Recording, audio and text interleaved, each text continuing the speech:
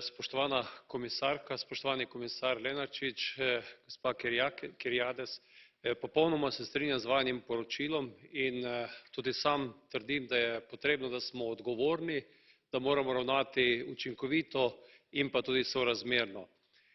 Nikakor se ne smemo prepustiti paniki, poiskati rešitve tako z vidika zdravstvenega stanja v Evropi, ki je v nekaterih delih alarmantno, v drugih še lahko pričakujemo, da se ta virus razširi, prav tako pa ne smemo pozabiti tudi na naša podjetja, gospodarstvo, ki bo zagotovo utrpelo zelo veliko škodo. Kot sem že dejal, ukrepi morajo biti najprej učinkoviti znotraj posameznih držav, vsekakor pa rabimo tudi učinkovit, odgovoren evropski odgovor in verjamem, da ga bomo